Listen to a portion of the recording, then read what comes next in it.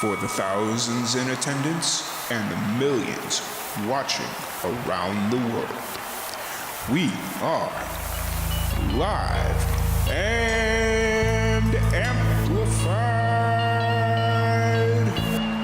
So let's get ready to podcast. Fire it up.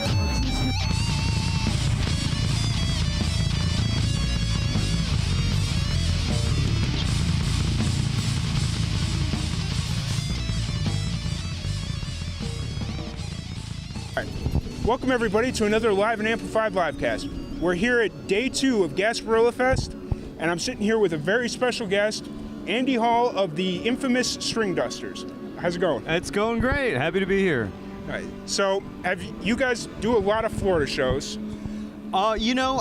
We have a little bit, but this is our first real band tour of Florida, honestly. We play Sewanee, Yep. Springfest and Magfest. And that's how I was initially introduced to you guys. Yeah. We do, there's a bluegrass festival that we do a lot of media for down in the Keys. Okay, cool. And we've worked with Brett Bass and a lot of them bands, and they all come up to do like the Swanee Roots and then Swanee Spring. Yeah. Well, so this is our first time playing ever in South Florida. Really. Okay. So we're pretty stoked. Nice.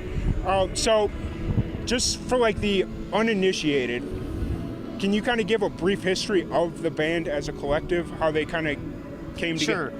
Yeah, we all started pretty much in Nashville. We were all there individually as just trying to learn how to play bluegrass and hang with, some of our heroes that live there. And, Nashville is just, it's almost like grad school for musicians. You go there and get your butt kicked and try and learn as much as you can. So we were all there, just individually to try and kind of make a go of it as musicians. And, we were all the same age and kind of had similar interests, and through a lot of different connections kind of, became friends initially, more like jamming buddies. Yeah.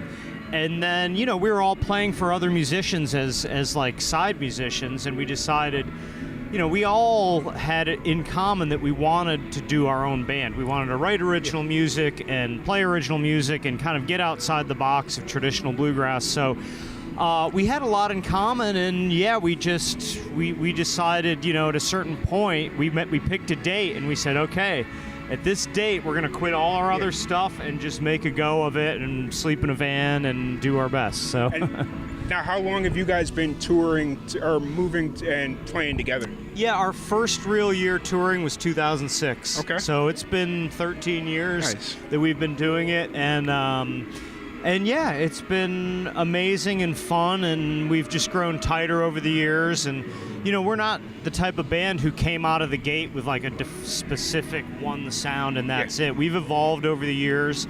It's always been bluegrass based, same instrumentation pretty much, but the way we write, the way we play has certainly evolved over the years. So it's been a fun process. Nice.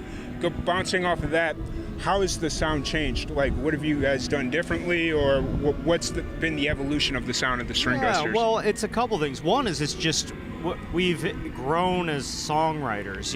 That's something that, when we first started, we were writing a lot in the vein of like traditional bluegrass, and as we've grown, we've learned to really tap into our other influences that aren't bluegrass. A lot of us didn't grow up playing bluegrass. We grew up listening to rock and different things, and so we've sort of let those influences come out as songwriters and just gotten better at songwriters, learning how to, express ourselves and connect with the crowd. But so the sound has gotten overall, we still do a good bit of bluegrass, but it's widened a lot. It's gotten a lot more diverse, I would say. And so you guys are based out of Nashville. We were. We're now based pretty much out of Colorado. Okay. Yeah, been there about the last 6 or 7 years. I'm assuming not everybody's from Colorado. No, most of us are. Our bass player is from there, but the rest of us moved there for a variety of reasons. Eventually, it was just time to get out of Nashville. It's a very music business oriented place, and once we got the band really up and going, people wanted to live where they wanted to live, and some people wanted to start a family, and And for a lot of us, Colorado has a lot of things that we love, like the outdoors and skiing, and it's very centrally located, but mainly just lifestyle stuff. We just love the vibe in Colorado, and there's a huge fan base for like progressive and jammy bluegrass, so it's a good spot for us. And what's the biggest difference between living out in Colorado and working out in Nashville? What's the biggest difference? Well, Nashville, like I said, that's a music business town, so it's like everyone is there to kind of get ahead. Everyone is there to be part of the music business in some way, whether it's as a musician or as a label person or publishing, whatever. Colorado, there's not a lot of that, but there's way more fans. Yes. There's just people who are out there to enjoy life, to ski, to climb, to do whatever. And so Colorado's sort of the opposite. It's like it's packed with amazing music fans, but not as much of the music business. And when you're a band, that's what you want. You know, it's like we've always kind of chartered our own way, and there wasn't really an advantage to staying in Nashville. We do our own thing. We do our tours. We make records, and we want to be where the people are enjoying music, and that's Colorado. And you mentioned earlier that this is like your first tour of South Florida. Where are you at on this current leg of the tour? Are you almost done with this leg, or? Yeah, well, the way we do it is we don't do like 2 months out like we used to. So we'll do like 2 weeks, go home for 10 days, do another 2 weeks. So this is like the third chunk of like 2 weeks. Okay. And we just started. We played in Ponte Vedra up near Jacksonville. We played in Fort Lauderdale last night, which was awesome. But, you know, really our first club touring in Florida, and the response has been great. So this is day 3 of this leg, but we've already played 30 shows this year. Okay. So wow, that's pretty good. So what's tour life like for the Stringdusters? How do you guys prevent each other from killing each other? Prevent from killing each other? You have any cool stories from life on the road? There are a lot of stories with 13 years of touring. Some are more appropriate to tell than others, but that's been, I think, one of the keys to like our success and longevity has been learning to live with each other and learning to sort of grow as people so that we can keep this thing together. You know, that's one of the greatest keys to success, is just keeping the thing going.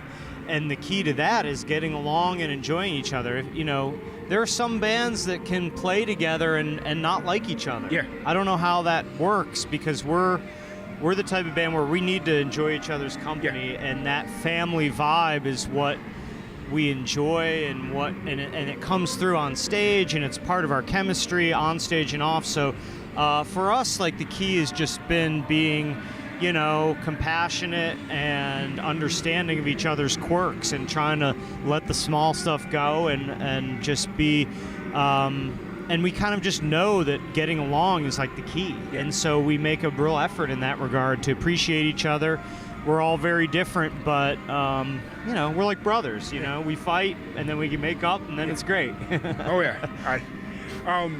So how did you guys come up with the name, the infamous Stringdusters? Is there a story behind it, or is... Yeah, the Stringdusters was kind of given to us. There's a band that was real influential for us called The Seldom Scene. Okay. And they're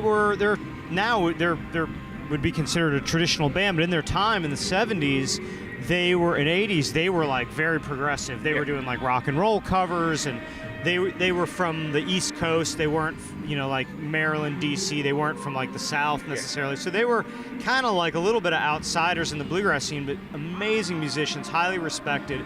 And we were good friends with the banjo player and founding member, Ben Eldridge, and we were staying at his house one day. He was sort of like the band's like uncle, We would come through and sleep on his floor, and he was like one of our heroes. And we were trying to figure out a name. This was before we had a permanent name, and he said, back 60 years ago, there was a band called the Stringdusters. They haven't been around for 50 years, but they're progressive, interesting, jazzy. Why don't you guys take up the mantle of that name and be the Stringdusters? We were like, awesome, we love that. But we wanted to have it be kind of our own thing too, so we picked a sort of a qualifier, an adjective, and became the infamous Stringdusters. But that name was like given to us by one of our heroes in a way, and so it's kind of special. Nice. Let's talk about you as an individual musician. What's kind of your background? What got you into music? Yeah, I mean, I've been playing music for 30 years. Okay. I got a guitar when I was a young teenager, and I grew up in upstate New York. Okay. Didn't grow up around bluegrass at all. I was a rock guitar player. I wanted to be a rock guy and a shred guitar player. Nice. So my background was in like rock and heavy metal, and then I started, then I got into blues and the Grateful Dead and Fish and Muddy Waters, then I went to Berklee College of Music in Boston when I was 18 after college, did 4 years there, and that's really where my musical sort of world broadened. I started learning a lot about bluegrass, started playing dobro.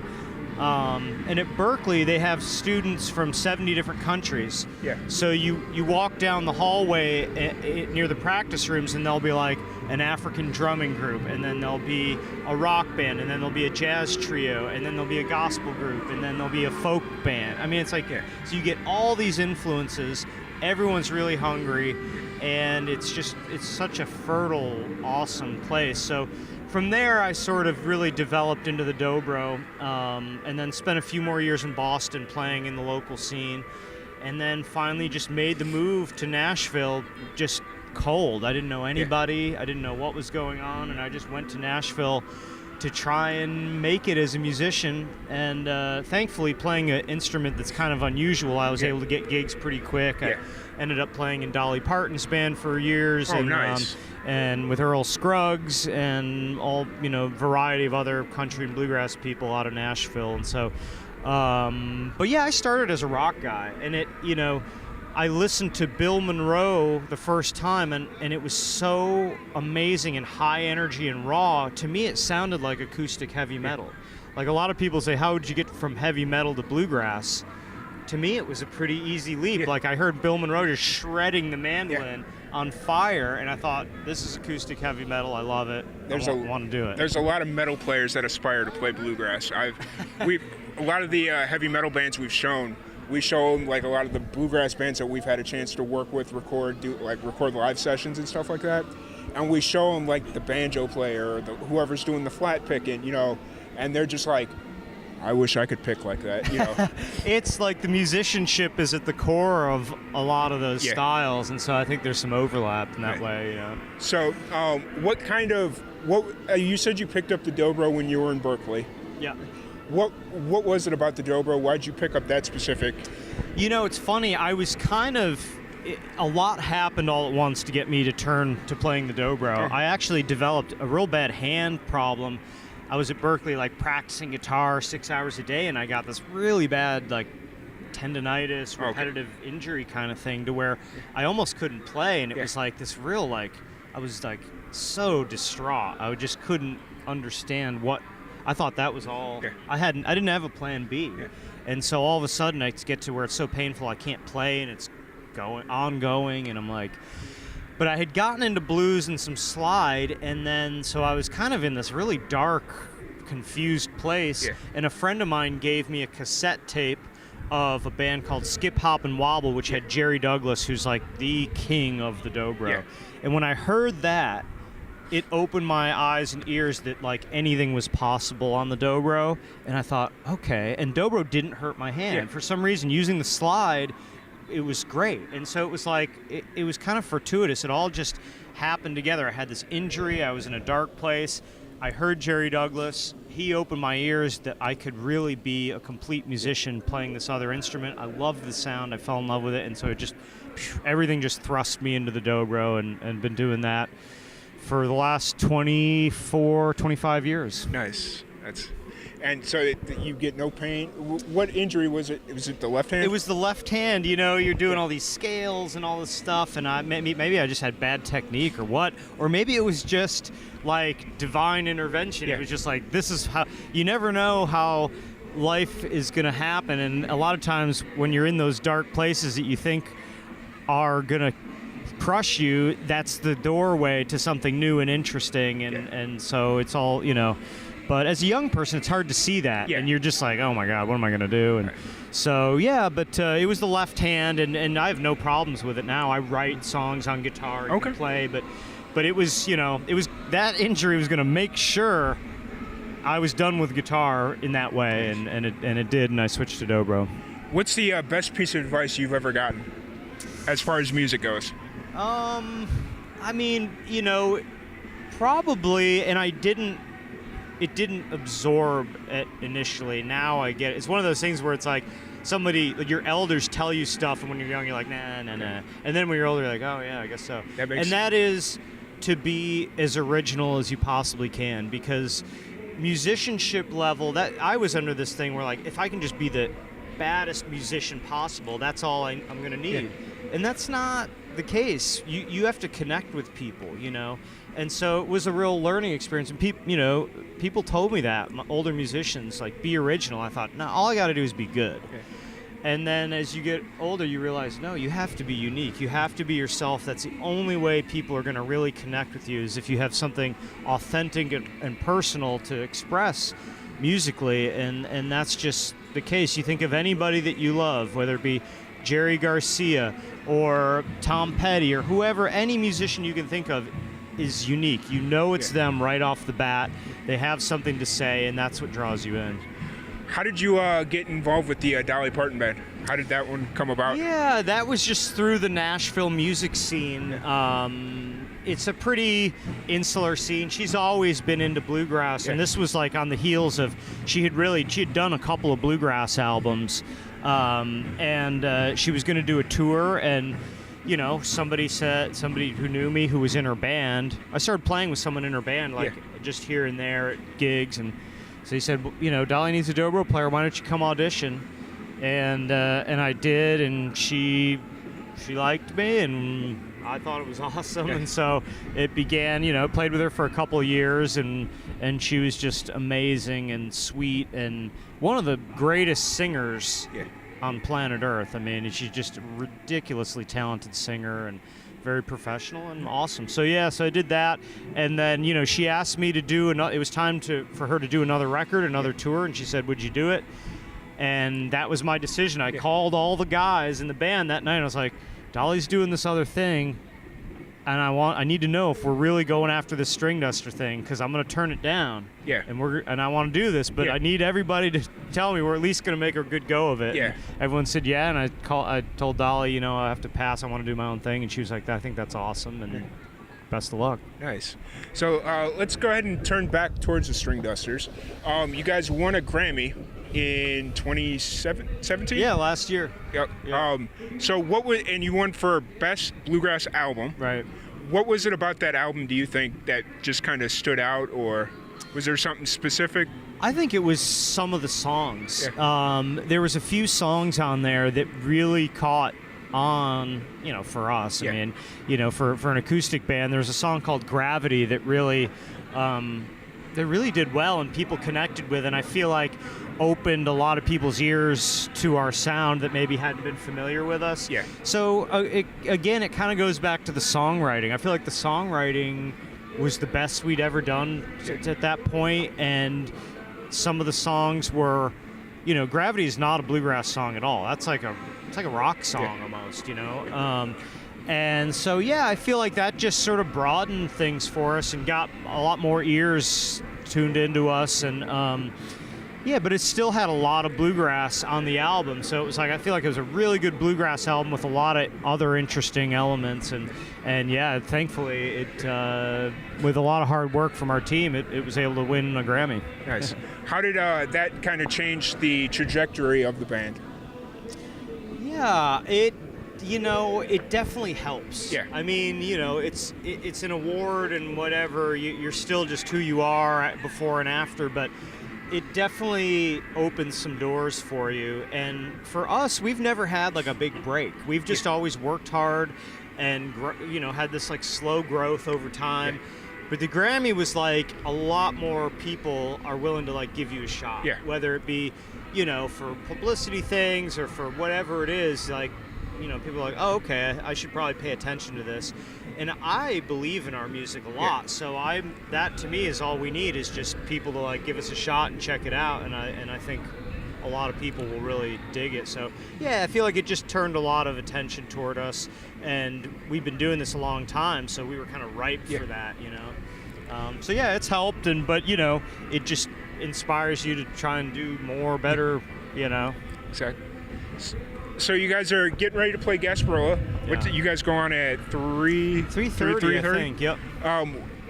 What can people expect on your set tonight?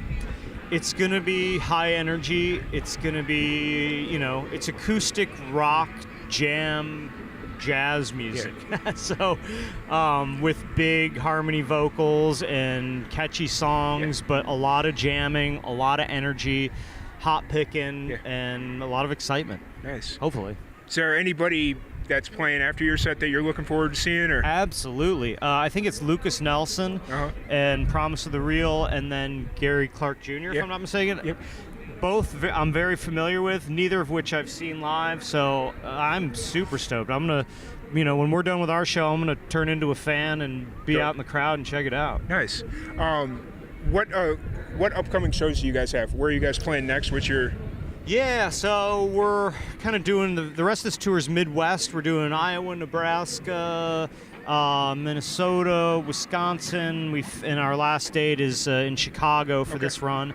And then the chunk, we go home for a little break, and then we finish off this whole touring season with on the East Coast, like South and East Coast. We do Nashville, North Carolina, Virginia, D.C., Kentucky, that kind of vibe. So, and then it turns into, you know, festival season in earnest, where, you know, we just fly, do festivals every weekend, and yeah, we're going to be all over the place. It's a busy year. Are you guys doing Swanee? We haven't been booked for the spring stuff, you know, so I don't know when our next Florida date will be, but we had such a fun time the last few nights playing clubs down here. We're definitely going to be back. So. Awesome. So as we kind of wrap this up, where can people, are you guys working on any new music, or you got a new album coming out? We have a new album coming out in a month, in a little less than a month. It's called Rise Sun. And we've been doing some of the songs off of it on our show. We probably do one today, I bet. But yeah, we've got a new record, 13 brand new songs, all original. Really cool stuff. Super stoked about it. And like I say, a lot of the songs are out now, a few of them anyway, so you can check them out. And the album comes out April 5th. Nice. What was kind of the creative process when you were writing for that album? Yeah, the way we do it usually is we write individually, either with just ourselves or with other co-writers or whatever, and then we have these song sessions where we all come together and we bring what we got, you know, because everyone in the band writes. So we'll sit down at a rental house while we're on tour or whatever and be like, all right, pass the guitar around, let's see what you got. Nice. And people will show 25, 30 songs, and then just start to see what we really like, what vibes with us. Sometimes a song you personally think it's amazing, but it just doesn't quite fit with the band. Or maybe you're like, here's one, I don't know if it'll work. And then the band's like, yes, that's perfect. Nice. So you have to see what works. It's not always clear. The band is a very specific thing, and some things work for it and some don't. But yeah, we write individually, bring it together, and then when we arrange it, it really takes on that Stringdusters sound, you know? Yeah. So you guys write for an album? You don't just like do singles and then pull for the album? Or we write for an album. Although, you know, a lot of times if somebody writes a song and it's awesome, we'll just start doing it live. We won't even record it. You know, I have a number of songs that I've written that we play all the time live that aren't on any album, you know, so sometimes that'll happen. We'll just, if you got a song and it's awesome and there's not time to do a record, you just I think that's something more bands need to do. Make their, yes, they need to have their go-tos and their stuff that people know, but they also need to have that one or two songs that when you come to the live show, that's the only place you're going to get it. Yeah, I agree. And people really crave that stuff. They're like, oh, here's this song. You can't listen to it. I mean, you can listen to it at a live download, you know, on Nugs or something, but you can't just go listen to a recording of it. You got to come to the show. And that's, you know, that really is what propels us and a lot of bands is the live show. Awesome. So where can people find you on social media? Where's are Are you guys still doing hard copy music, or are you guys pretty much all? Well, we're making CDs for this one. Every time you make a record, you're like, are we gonna make CDs? But you know, when you send it to radio, they still want a CD. You know, I guess because it just got all the info there, they can see what's going on. But so yeah, but mostly it's streams, obviously, and downloads, and we're the Stringdusters on Instagram. Infamous Stringdusters on Facebook. Nice. So yeah, you can find us on all those places, Spotify, Apple Music, all that good stuff. Nice. And are you guys experimenting with vinyl at all, or? Yeah, we press vinyl for all our records for sure. Yeah, we've got some vinyl heads in the band who really make sure that it gets done right, because, you know, when you do vinyl as a band, it's a whole kind of different process and mix, and so you have to make sure you get it right. But yeah, we make vinyl for all our records for sure. Awesome. Well, thank you very much for coming down and talking with me. Thank you. Thank you, everybody, for tuning in, and we will see you guys next time.